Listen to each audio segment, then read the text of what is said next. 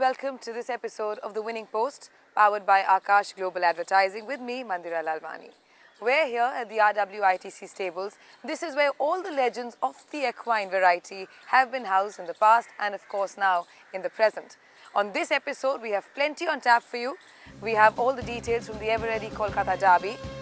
We have a special interview with the trainer and the owner of the winner of the Ruya, which is an acquired taste. And of course, we look ahead to the next classic of the season, the Indian Oaks.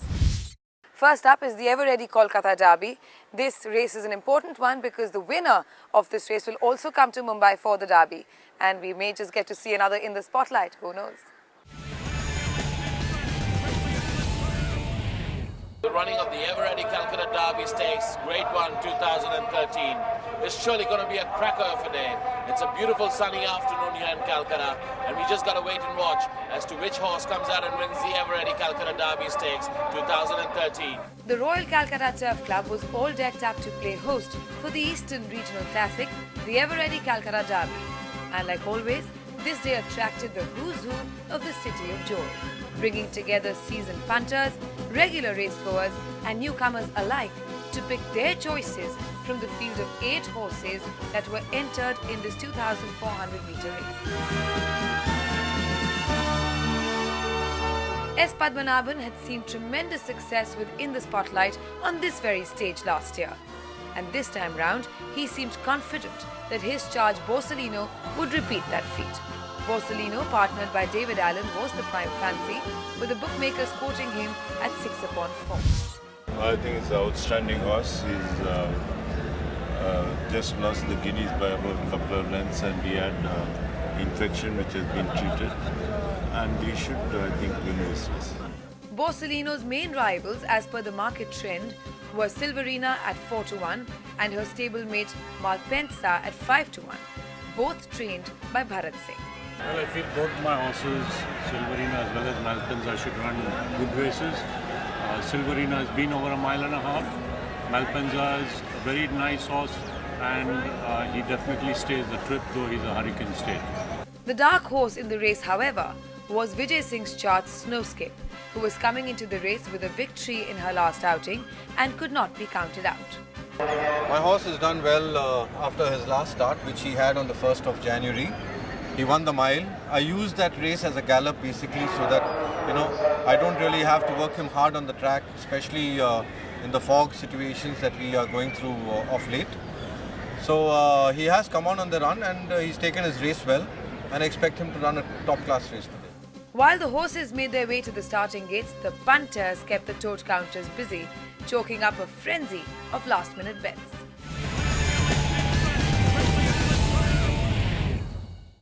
And as the starter set of the 8 runners, David Allen jumped into the lead with Borsellino. A lovely even start by all the runners. And as they settle down to race, Borsellino on the outside, getting straight down to business, leads by about 1.5 lengths in front of Hamlet in second position. Towards the inside rails, there is Pennenstein a length away. On the outside, as they pass the 2,000-metre marker, is Silverina being tracked on the inside by Tintin Ebullition. 1.5 lengths further back, there's Snowscape. Then comes Malpensa, second last of all, Bold Desire. Galloping towards the 1,600-metre marker now, Borsellino has gone away about 2.5, 3 lengths in front of Hamlet in second position. A gap of about 3.5 lengths further back as they come towards the 1,600-metre marker is Pennenstein. On the outside there is Silverina, then comes Tintin Ebullition, Snowscape close behind. 1.25 lengths further back there's Malpensa, second last of all, Bold Desire.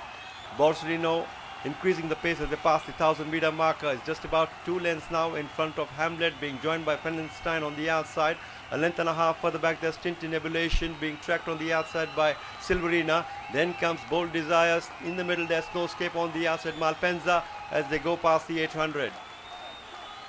Borsellino still in control, about 2 lengths in front of Hamlet in second position. On the outside there, hidden from view, is Pennenstein. Towards the inside rails is Tintin Ebullition, making a steady forward move on the inside rails.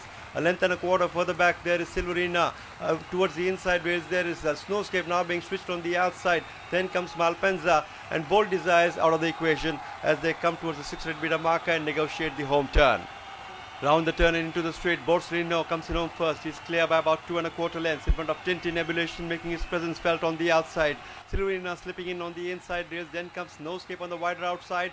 Hamlet is dropping back with about 400 meters more to run. Borsellino is now being strongly challenged on the outside by Snowscape, devouring ground on the outside. Snowscape on the outside now goes streaking clear. A length and a half, 2 lengths in front. And it's the local champion, Christopher Alford, driving Snowscape for a very impressive victory here from Tintin Nebulation, Borsellino and the rest as they race past the finish.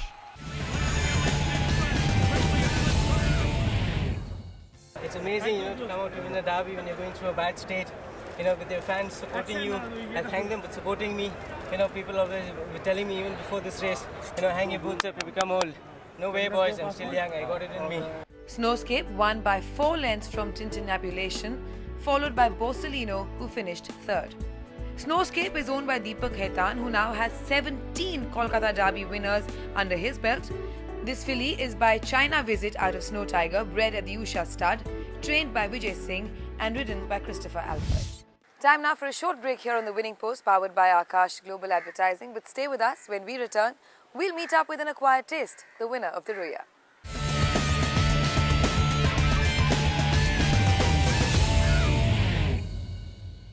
Thank you for staying with us. Now on Tuesday was the all-important Ramnivas Ramnarayan Ruya Gold Trophy. Why this race is important is because it's considered as a prep for the McDowell Signature Premier Indian Derby. The winner of this race was a horse called An Acquired Taste, and I got a chance to catch up with his connections.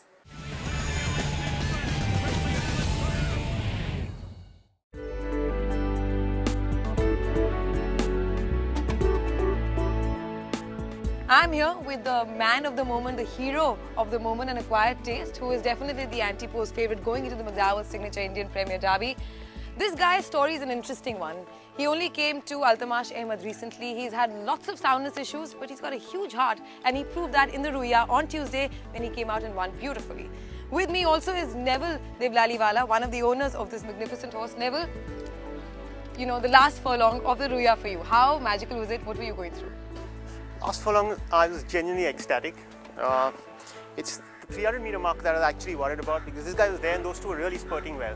And then when you came into the last furlong, those guys were there and there. It's not like they were, The only worry for me was that he kept changing his legs in the last furlong, almost 4 to 5 times. So that's a little, but then I guess he held out. Okay, so you weren't one of the owners to start with. Tell me the story of how this came about. Both Amitabh and Pavan, a very good friend of Amitabh, who was the minority stakeholder in ARP and handling all the racing affairs, good friends of mine. And he offered me a share. He said, would you be interested? I said yes, and my condition would be that it comes to Altamash, and I train with Altamash because I've always trained with him. And I think this is a sport where trust is paramount, and I trust him blindly. Then I wanted to campaign the horse in a different manner. They were looking at something else, so initially things didn't work out. But then the offer came about again, and I said yes. And that time my condition was that I'll take a share, but subject to my colours being on the horse. And they were very nice to agree. It was very unfortunate because we were trying to close this deal before Amitabh actually fell ill and stuff, and things. We'd come to a finalization, and unfortunately all the sequence of events, he expired. Very sad. What stage did you realize this horse is so special? You were telling me earlier, he's not very impressive to look at. He was the last one at the stud farm. A good horse always shows you he's good in his first start. In his very first start, they fancied it in a 5.5 furlong, which is absolutely not his distance. I think error of judgment, whichever way. He was nowhere at the bend, and then he just came in with a rattle, just lost to the post. He went on from strength to strength. He came and won that million very impressively. And yes, he was the flavour of the season then, and I said, why not? Okay, now Altamash has also told me that you're very superstitious. See, it's, let's put it this way, it doesn't cost much to touch wood. So, any sportsman or any person associated with any aspect of sport, there is a certain degree of superstition. Yes, I am. And so what are your superstitions? There's certain shirts that I like to wear. Colours or? Colours. And no, specific shirts. Colours and stuff like that. So I try and... So are you going to wear the shirt you wore yesterday at the Derby? In all probability.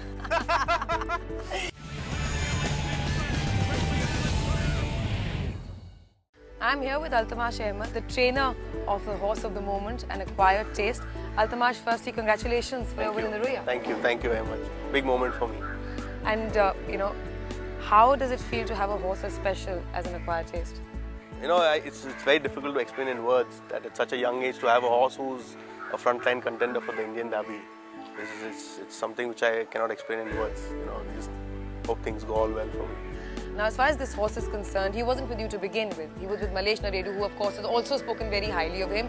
How did this come about? How did this horse come to you? The owners moved the horse to me in the month of September, exactly 1.5 months before the Pune Derby. In fact, later part of the season, in the month of October, they moved everything to me. So that's how this horse came to me. He was owned by Mr. Amitabh Parekh, who was a very big owner and unfortunately passed away just a couple of weeks before An Acquired Taste has won. So, he really wanted to race at the big stage and it was really very unfortunate for us. I was really happy that this horse won for him yesterday, He would have been thrilled if he would have been here. He had shown a lot of potential with Malesh. He had won very impressively in Bangalore, in the Bangalore Summer Million, very impressively. So he definitely had the ability. But he came and as they said that he's always had a lot of issues. He's been a very unsound and a very difficult horse to train. He's not been a very clean horse to train. So it has been a very tough task getting him going. Tell me about the setback during the Pune Derby and how, you've got him right. Yeah, he ran the Pune Derby in the first furlong of the race. He got really badly knocked out and he finished 6th. He's finished close to 10 to 12 lengths behind the winner. And he couldn't walk after the Derby. He couldn't walk back into the paddock. So they had to load him into an ambulance and take him to the stables.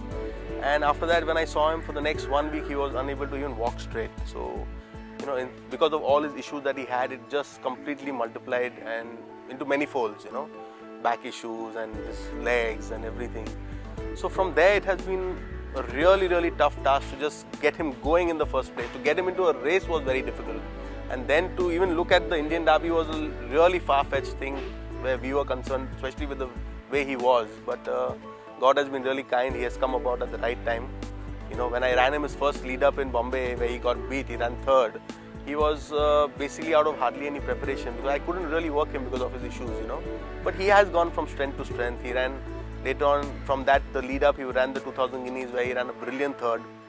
He's 4 lengths behind Machiavellianism and half length behind Shivalik Hero, and he's now come and beaten both of them in the Ruya. So post-race, what kind of care does he require? Oh, he comes back very sore. Every race that he runs, he's unable to walk for the next few days. His joints are aching, his back is hurting, he's very uncomfortable. I mean, even Dr. Firoz came and had a look at him this morning. He was shocked at the way, he couldn't believe that this horse has won yesterday, the way he trotted, he was so sore. Every good horse has his share of issues, And we have to work on it. It's a team effort. My entire staff, Firoz and all of us, we really work hard on this horse and see to that he gets going every time after the race. And how is he as an individual? In the stable, he's a very sweet horse. He's a very well behaved, no bad habits. But he is very temperamental on the track. He's not the easiest of horses to train. He's very finicky and fussy. He has a mind of his own. He doesn't train on like any normal horse. So he's very moody in the sense, someday he'll pick up canter from one place, then someday from another place. So, he's not a very straightforward horse to train. But otherwise, his temperament is fantastic. It's only on the track that he gives me hell, But Tell me a little bit about your graph as a trainer. I was an assistant to Mr. Rashid Bairamji for 4.5 years. And in 2006, I got my trainer's license. I started my career with 2 horses, both broken down horses. And I have been very lucky because I have had the support of real big owners like Mr. Farooq Ratan Se. Then I got Dr. Neville Devlaliwala in my first year as a trainer. He stood beside me like a pillar through all the ups and downs of my career. He's always stood beside me and supported me in whatever little way that he could, being a small owner himself. And then I had Mr. Kushdhan Jibo at some stage, so I have had good owners. I have had a couple of good horses. I won my first classic in 2009 for Dr. Neville Devlaliwala, the filly called Skyonic in Hyderabad. Last year I had this horse called Astapi, who ran 5th in the Indian Derby, and he's come and won a group race in Pune. And he's done really well. He's at rated 114, 15 now. So I have had that one good horse every year, and that's built my stable up, So it has been a very long process, very tiring, very tough, but I've made it somewhere, at least. I'm still not a very big trainer, but I still have a decent string now. To become a trainer these days is not a very conventional choice or a conventional profession. How did that come about? my grandfather was a jockey. His name was Mr. Amir Ahmed. A lot of senior people in the race course do know him. My father's been owning racehorses for a long time, so I have basically grown up with horses.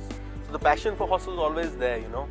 But I did my engineering, I did my BE Civil for my qualification, but that was not something that I really wanted to do, you know.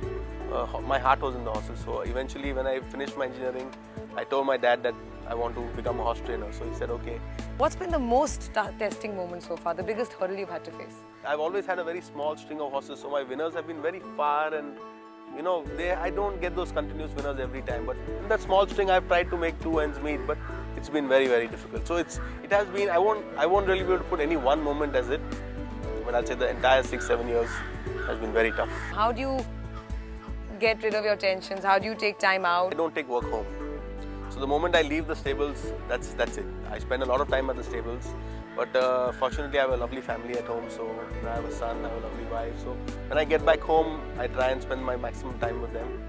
And that's really what unwinds me, you know, to play with my son. And is he also showing some kind of an affinity to horses? Oh, he loves animals, all kinds of animals. He's a little scared of horses as of now, but he loves dogs. There's a lot of pets at home.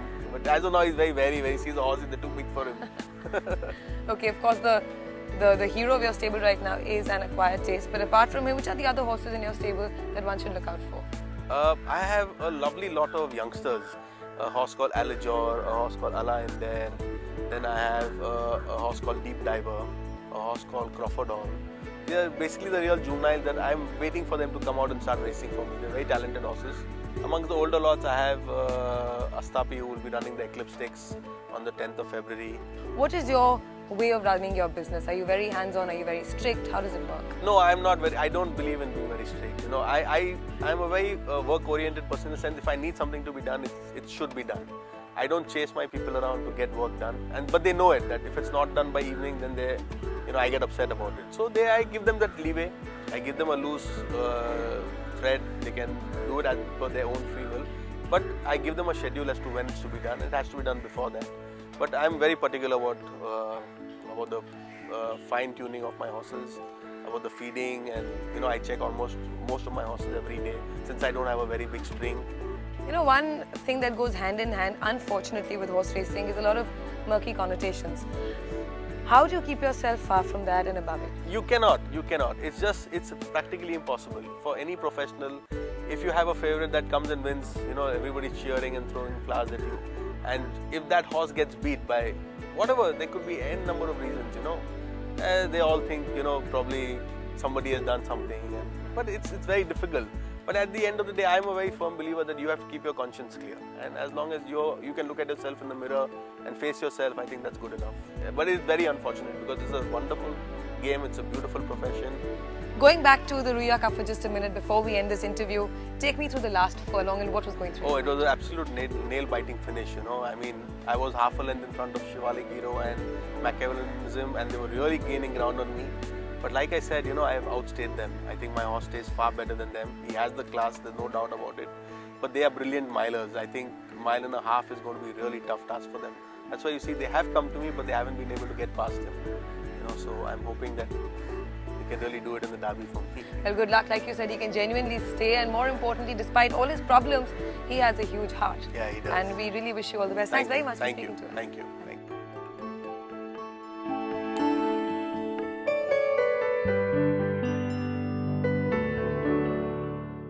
On that note, time now for us to slip into a very short break, but stay put. When we return, we look at the contenders for the Indian Oaks.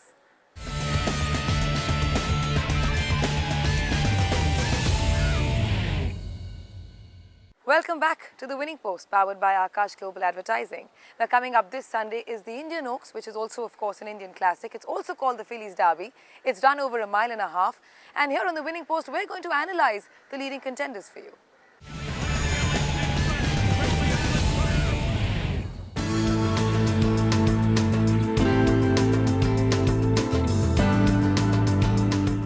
Time to brace for the third of the Indian classics, the Indian Oaks Grade 1 scheduled for this Sunday. The 2,400 meters race is dubbed the Fillies Derby and around 10 fillies are slated to face the starter.